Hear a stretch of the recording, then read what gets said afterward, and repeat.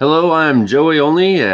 Welcome to my Caribou Weather Dude YouTube channel, where I talk about all things BC interior, especially.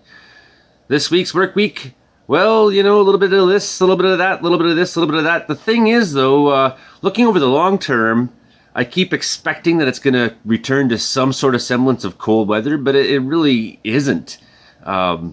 It's looking above average for much of the next 2 weeks for temperature wise. So right now across Western Canada, there's a lot of different weather watches and warnings and special weather statements. Some of them have to do with chance of freezing rain, snowfall, all through those yellows in the prairies, and northern BC and the Peace, Williston, Fort Nelson, Kinbasket, McGregor, Yellowhead.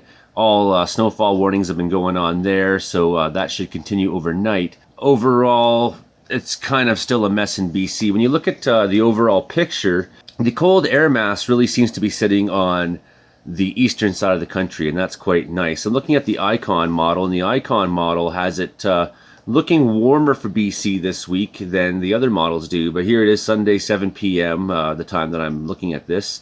Temperatures are pretty nice all through the interior. There's been rain here in Wells, which is unfortunate and unusual.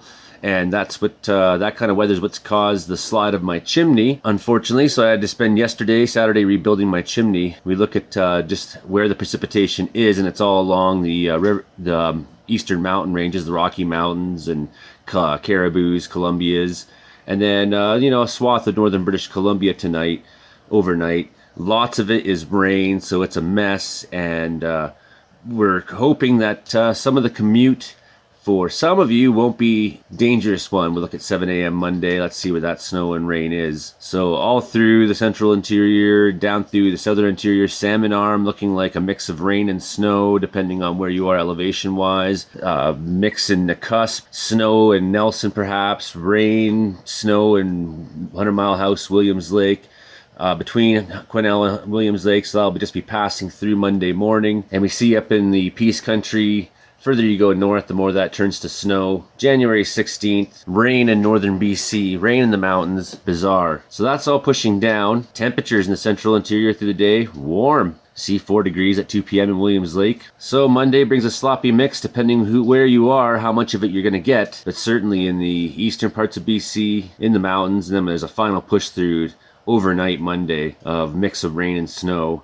We see temperatures maybe dropping down, -15 Prince George, -9 Quesnel. We're going to get a little bit of a taste of cold for just a short period, really. Tuesday, 9 a.m., -12 Quesnel, -8 Kamloops, -1, 4 degrees Kelowna by 1 p.m. That cold air that's in the prairies isn't really getting a chance to get its foothold into British Columbia. Just a taste of it. We see mostly Tuesday, fairly dry, fairly cold, but that doesn't last very long. By Wednesday, we have another round moving through to slow up in the Panhandle area, unfurling, bringing lots of precipitation to the coast. See, it's -27 in Regina at one point on Wednesday. Revelstoke, everything starts warming up as this precipitation comes in. So here's where you may have chance of freezing rain. And just look where all that was.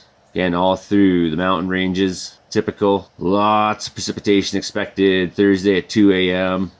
Surf Inlet, all places to the east of Nass Harbor, 2 degrees, precipitating hard, 2 a.m. Thursday. Northern Vancouver Island, 7 a.m. Thursday is just looking like a mess. But how much the central interior gets of any of these particular storms, as you see, it's not always a whole lot. We sort of run on a time on the Icon. The Icon has a bit more precipitation than the ECMWF does. We run out of time on it on Thursday, 10 p.m. here. We'll switch over to ECMWF. It has it looking drier. It's expecting less. High pressure taking over Friday morning through southern British Columbia. Any precipitation that's going to be happening will be mostly in the northern half of the province. Well, that gives you a bit of an idea for your work week. Looking warmer. It really is. This temperature trend doesn't seem to be changing much. By Saturday, you got a nice Chinook looking set up in Alberta. Sunday, 9 a.m., warm in the prairies. The coldest air all in Ontario, Quebec. Looking like January. We're not going to really see that extreme cold weather. And hey, I wonder how long we get into February if we don't see any sign of it in the horizon at some point. You start going, hey, maybe we're not going to get that extreme cold again this year. That'd be pretty nice, man. you know, and then maybe I could start cutting my hair off because I won't have to worry so much about freezing outside because it's, you know, having hair helps, you know. Det är snö som kommer ned. Det är inte bara støv ser det ut den här gången. Det blir spennende å se, for det så ut som det gikk en stråle veldig på tørkesida. This mix of rain, snow, heavy precipitation, that's leading to some extreme avalanche conditions in some parts of British Columbia. North Rockies, especially right now, avalanche danger will increase as new snow and wind build fresh reactive storm slabs. The high danger rating reflects precipitation amounts in the southern arm of the region. Elsewhere, if you see less than 25 centimeters of new snow, consider avalanche danger to be one step lower. Monday, high. Tuesday, considerable at the Alpine. Wednesday, considerable at the Alpine. Maybe low below tree line. So we'll see how the next layer adds on top and what that does. Take that as you will. Caribous, not looking great. New snow and wind are forming touchy storm slabs. If you see more than 25 centimeters of new snow, treat avalanche danger as high at all elevations and stick to simple terrain. Monday, high in the Alpine, considerable at tree line and below tree line, and then maybe it settles down a little bit midweek. Each day, check Avalanche Canada before you go out. Another place that's looking particularly bad is within Glacier National Park. It's not looking very good either. Danger ratings for Monday there are high, considerable below tree line. Tuesday, Wednesday, very considerable. So maybe expect that there even could be avalanche control being done on the highway if you're passing through. Always be concerned on Highway 1 for the chance that you may be the one stuck sitting there while they are blasting away at the hills there, and sometimes people get stuck for quite a while. So those are some of the worst places, but again, you know, check before you go out, check. You know, there has been incidents in the mountains this last week. There was one outside ski area boundary near Panorama. 3 people in the group. No one injured though. It was triggered at a convex terrain type. It was a gully or depression. Skier triggered avalanche outside ski boundary reported to Panorama Ski Patrol. And we just get a couple pictures of the slide here on avalanche.ca. So you can always find some of these incidents on avalanche.ca by just zooming in. If you see a red dot, that means it's a human involved incident. If you see a blue dot, it's either a report or it's someone saw, witnessed, or tested the snow somewhere. It even says here on the website, large areas of Glacier National Park are closed for avalanche control using explosives. Kaboom! A lead climber in Lake Louise was hit by a slough avalanche. 2 people in the group. 1 person injured, but not buried. 1 person involved. Loose dry avalanche started above 3rd pitch. Loose dry avalanche ran over pillar curtains, hit climber as he was leading the 2nd pitch below. Lead climber had a secure stance, was not pulled off the ice.